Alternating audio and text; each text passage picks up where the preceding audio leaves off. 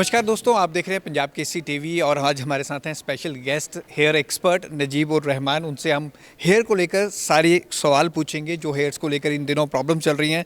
पहले स्टाइल पे बात करते हैं। सर, पंजाब केसरी टीवी में आपका स्वागत। Thank you very much. और मुझे हमेशा बहुत खुशी होती है जब मैं चंडीगढ़ आता हूँ, बिकॉज़ मुझे लगता है कि फ़ैशन जो है हर जगह बढ़ रहा है और चंडीगढ़ में तो ज़्यादा ही बढ़ता है हमेशा। सर, स्टाइल स्टेटमेंट की हम बात करें, हेयर हमारी पर्सनैलिटी का मेन पार्ट है। अगर हम हेयर की बात करें तो हर कोई अपना हेयर स्टाइल टोटली डिफरेंट रखना चाहता है। आजकल की अगर हम बात करें स्टाइल की, एक ट्रेंड चलता है। आजकल क्या ट्रेंड चल रहा है और स्टाइल में क्या? देखिए, जैसे आपने बिल्कुल सही बोला कि बाल से सब कुछ स्टार्ट होता है। मतलब here is called crowning glory. तो आप ये सोचिए कि जो ट्रेंड होता है वो सबसे पहले बाल में ही आता है। और आप अगर देखेंगे कि winter collection and summer collection में क्या फ़र्क है, आई थिंक कलर के साथ साथ बाल में जो कट है उसका भी ट्रेंड चेंज हो जाता है या स्टाइलिंग भी चेंज हो जाती है। मतलब अगर आप गर्मियों में अभी आज के 40 डिग्री आप ये हैं तो उसमें ऐसा पोनी टेल टाइप स्टाइल्स, ताकि बाल एकदम सिमटे रहें, या ऊपर बांधने वाले स्टाइल्स जो हैं वो ज़्यादा ट्रेंड करते हैं बनिस्बत खुले बालों के। ठीक है। और इसी तरह से जब विंटर कलेक्शन होता है तो उसमें मतलब खुले बाल ज़्यादा रहते हैं, जो कि यू कैन अफोर्ड। मतलब उसमें इतनी ज़्यादा गर्मी नहीं लगती है, वो है because everything depends upon your comfort level. तो मतलब ट्रेंड तो ठीक है, बट ट्रेंड के साथ साथ थोड़ा कंफर्टेबल होना भी बहुत बहुत ज़रूरी है। और उसमें आपका जो मतलब मौसम या क्लाइमेट का बहुत बड़ा हाथ रहता है। तो आजकल ट्रेंड में जितने भी हैं, मिड लेंथ टू लॉन्ग तो हमेशा रहती हैं, लेकिन अगर लॉन्ग भी आपके बाल हैं तो उसको किस तरह से आप टाई अप करते हो, वो ट्रेंड एक बहुत बहुत इम्पॉर्टेंट है। सर, सेलिब्रिटी की हम बात करें, आप इतने सेलिब्रिटी को एक स्टाइल देते हो और सेलिब्रिटी को हर कोई मतलब फॉलो करता है। चाहे वो सलमान खान का तेरे नाम वाला स्टाइल हो, जॉन इब्राहिम का स्टाइल हो, करंटली अभी शाहरुख खान की अगर हम बात करें तो उनके बाल बड़े घने हैं। इन घने बालों का राज और वो स्टाइल स्टेटमेंट कैसे जिंदा फॉलो करते हैं? देखिए, अगर जैसे हम किसी को भी फॉलो करते हैं, और बॉलीवुड स्टार्स तो आपको पता है, या हॉलीवुड स्टार्स, उनको लोग बहुत ज़्यादा फॉलो करते हैं, फिर फुटबॉलर्स को फॉलो करते हैं, फिर इसी तरह से बहुत सारे। तो मीडिया एक ऐसी चीज़ है जो लोग काफ़ी ज़्यादा फॉलो करते हैं। और जैसे आपने पर्टिकुलर बात करी कि अगर थोड़ा सा लंबे बाल होते हैं या वो हैं, किस तरह से घने लग सकते हैं वो। एक तो बात ये है कि अपने क्लाइमेट में फ्रिज एक बहुत बड़ा अपना बाल में थोड़ा सा हमारे स्टाइल्स को थोड़ा दिक्कत पहुंचाता है। तो अगर बाल फ्रिज फ्री होंगे तो frizz free hair is always beautiful hair. और तो फ्रिज जाएगा तो शाइन भी लगेगा बाल में, थिक भी लगेंगे बाल में, बहुत ज़्यादा ऐसा कर्ली कर्ली भी नहीं लगेगा। तो इस तरह के ट्रीटमेंट आजकल आ गए हैं जो कि आपके बाल को ना सिर्फ स्ट्रेट और शाइनी दिखाते हैं, बल्कि बाल को हेल्दी भी करते हैं। बिकॉज बाल जो है वो प्रोटीन एंड लिपिड से बना हुआ है। तो इसमें उसका आर्टिफिशियल स्वरूप जो है, अगर हम उसको डालते हैं तो वो इंटेंसिफाई करता है। जैसे अगर बदन में एक विटामिन्स ऑलरेडी हैं हमारे पास नेचुरली, लेकिन अगर किसी कारणों से फॉर व्हाटएवर रीज़न कम होते हैं तो हम उसको आर्टिफिशियली लेते हैं। तो इसी तरह से कुछ ट्रीटमेंट्स ऐसे हैं जिसको आप यूज़ करके और अपने बाल को काला, घना, लंबा, शाइनी, ये तमाम बना सकते हैं। सर, बालों की रिलेटेड प्रॉब्लम्स आपको सारी पता है। बालों को रिलेटेड बहुत प्रॉब्लम्स हैं आजकल। रूसी की बात करें, बाल झड़ना करें हम, ये जेनेटिक भी चलता है और अगर टाइम में अगर इसका ट्रीटमेंट किया जाए तो इनसे बचा जा सकता है। हाँ बिल्कुल। देखो, सबसे बड़ी चीज़ जो है, जो मैं अपने दर्शकों को भी बताना चाहूँगा और मैं अपने क्लाइंट्स को भी बोलता हूँ और हर किसी को मैं बोलता हूँ, कि जो बाल का आपका रख रखाव है ना, वो एक बड़ी किसी प्रॉब्लम से आपको निजात दिलाता है। मतलब इन द सेंस कि अगर आप उसको रेगुलर बेसिस पे, अगर आपको लगता है कि थोड़ा रूसी, जैसे आपने नाम लिया कि भाई डैंड्रफ अगर हो गई है, तो डैंड्रफ का कारण क्या है कि सिबम जो है, जो हमारा नेचुरल ऑयल आता है, वो ज़्यादा आता है लेट्स से।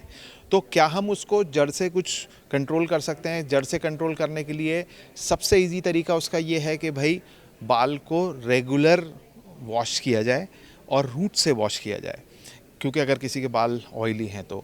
और करने के बाद में अगर आपको कंडीशनिंग करनी है, बिकॉज कंडीशनिंग आपको करनी ही पड़ेगी, बिकॉज रूट से जो ऑयल है वो यहाँ तक आ रहा है और नीचे के बाल जो हैं वो ऐसे ड्राई हो जाते हैं। तो एक सबसे बड़ा प्रॉब्लम ये है कि कॉम्बिनेशन का जो एक इशू है वो अगर कोई आप प्रोफेशनल के पास जाएंगे तो आप बताएंगे तो, और सबसे पहले बात ये है कि आपको प्रोफेशनल से पूछना है पकड़ के कि भाई मेरा स्कैल्प और हेयर कैसा है, और मैं उसको कैसे मतलब रोज़मर्रा की ज़िंदगी में किस तरह से मैं उसको मतलब इम्प्रूव करूं, या क्या मैं लगाऊं ऐसा कि भाई मेरे बाल और अच्छे हो जाएं. सो दैट्स वन थिंग कि taking care of your here is extremely important.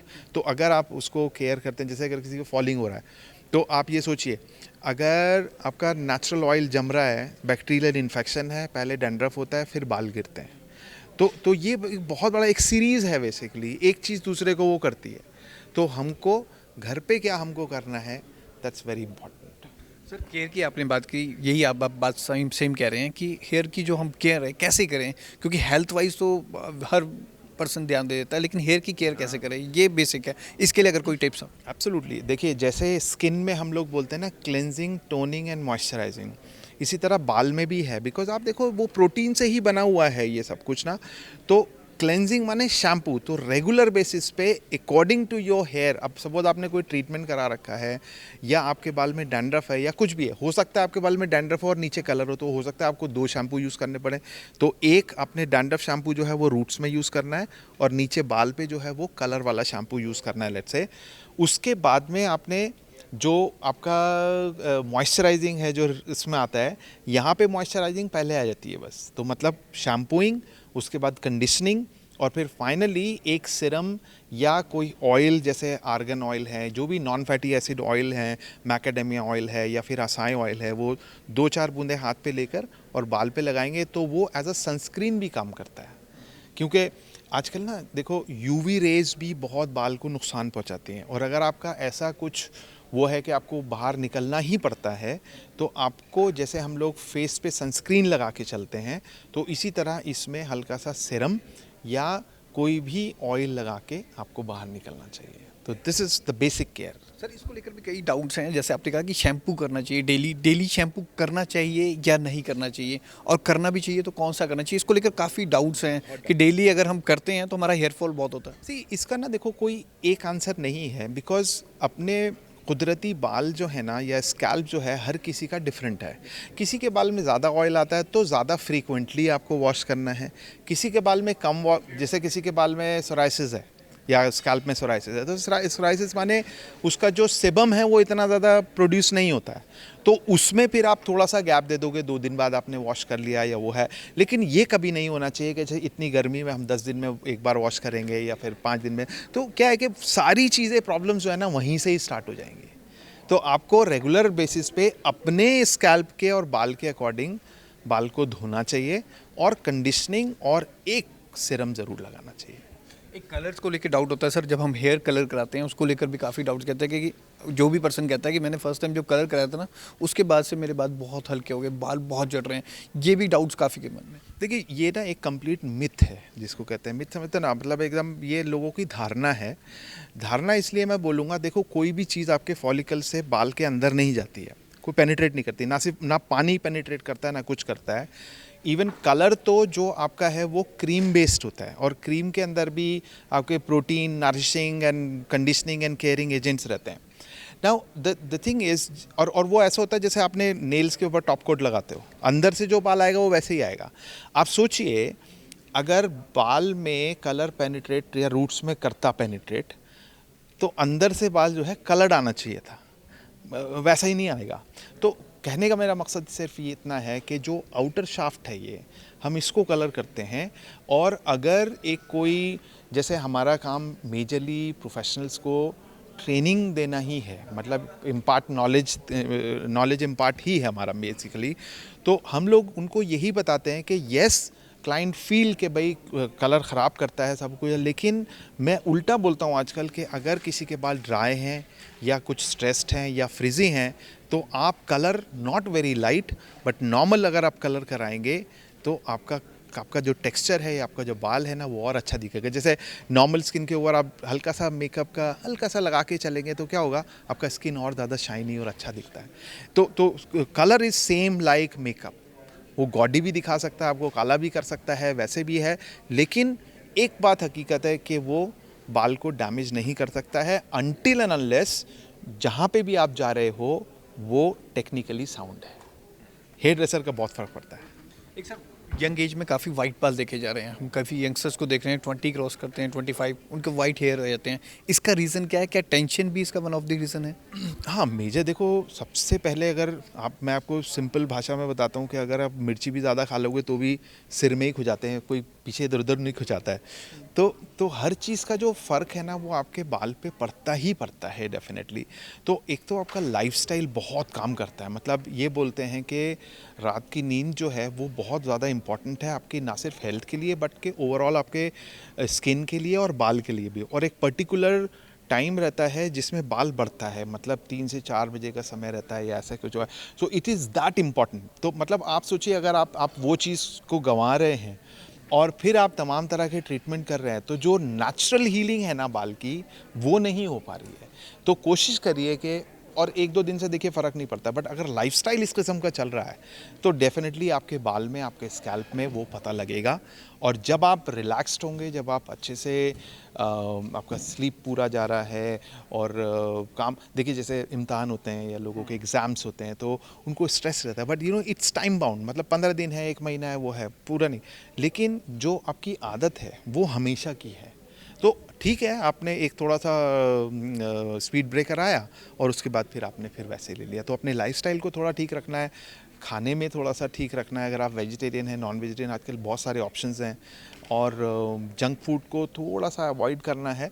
कभी कभी ठीक है, मैं हमेशा मानता हूँ कि यंग है, कोई कहीं रहता है तो junk food is easily available, but try to control that. और पानी अच्छे से पीना है बस। सर एक लास्ट क्वेश्चन डाइट को लेकर आपने स्पेशली कहा कि प्रोटीन से हमारे हेयर की ग्रोथ होती है, तो डाइट में क्या स्पेशली लोगों को ख्याल रखना चाहिए और डाइट में क्या चीज़ ऐसे लेके जिससे हेयर ग्रोथ हो? देखिए, नॉनवेज में तो प्रोटीन के बहुत सारे साधन होते हैं, जैसे अंडा से लेके एग वाइट जो है, और चिकन है या फिश है, omega 3 and all those things.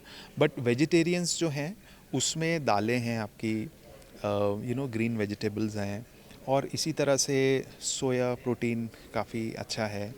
तो ये चीज़ों का, राजमा है, तो इन चीज़ों का ना, जहाँ पे आयरन आपको मिलता है, जहाँ पे आपको फॉलिक एसिड मिलते हैं, तो वो आपको बहुत ध्यान रखना चाहिए। आपको किसी भी तरह उसको खाना चाहिए। मतलब मैं हमेशा बोलता हूँ कि वॉच योर फूड, कि आप अपना खाना देखो क्या खा रहे हो आप। और एक आध बारी का प्रॉब्लम नहीं है, बट रेगुलर बेसिस पे अगर वो इशू है कि भाई आप हमेशा ही ऐसा करते हो, देन वो आपकी हेल्थ पे भी फ़र्क पड़ेगा, आपका फेस पे भी, और आपके डेफिनेटली बाल पे भी पड़ेगा। एक सर हेयर वॉश से पहले जो बालों की चंपी की जाती है, ऑयलिंग की जाती है, वो क्या यूज़फुल रहती है, बेस्ट रहता है? बिल्कुल रहती है, लेकिन देखो, फिर मैं ये बोलूँगा आपको कि चंपी जो है, अगर आप सोचिए, अगर हम ऑयल लगा रहे हैं या मॉइस्चर दे रहे हैं तो ऐसी जगह देना चाहिए जहाँ पे मॉइस्चर की कमी है, ठीक है ना। तो आइडियली तो वो ड्राई स्कैल्प और ड्राई हेयर के लिए है, लेकिन कभी 2 हफ्ते में, 20 दिन में, महीने में आपने अगर कुछ करा लिया है और वो रिलैक्सेशन के लिए कर रहे हो आप, तो भी ठीक है। इनफैक्ट अब आज जो उसका नया अवतार है चंपी का, वो हेयर स्पा है, हेयर स्पा। और आप ये सोचिए, जो आपका क्रीम होता है, it's a mixture of oil in water और वाटर इन ऑयल, मतलब कितना थिक है क्रीम वो बनता है। तो अगर आपको बहुत ज़्यादा समय नहीं है तो जैसे कट के बाद में या वैसे भी घर पे तो हो जाता है, जैसे भी करते हैं, लेकिन अगर आप प्रोफेशनली देखेंगे तो हेयर स्पा को आप कंसिडर कर सकते हो after the haircut, after the colour, या जिसके बाद भी आप करोगे। तो मतलब ऑब्वियसली ऑयल तो अच्छा ही है हमेशा। Thank you so much. Thank you very much, thanks. तो हेयर्स को लेकर काफ़ी प्रॉब्लम्स थी, काफ़ी हमने सवाल भी पूछे, सर ने सारी सवालों के जवाब दिए। अगर हेयर से रिलेटेड आपको भी ये प्रॉब्लम्स हैं तो इनको आइडियाज़ को यूज़ करिए अपनी लाइफ में और अपने हेयर्स की ग्रोथ को, और ख़ास तौर पर अपनी डाइट का, जैसे सर ने कहा है कि ख़ास तौर पर ख्याल रखें। कैमरामैन आकाश के साथ भगवत सिंह, पंजाब केसरी, जगबानी टीवी, चंडीगढ़।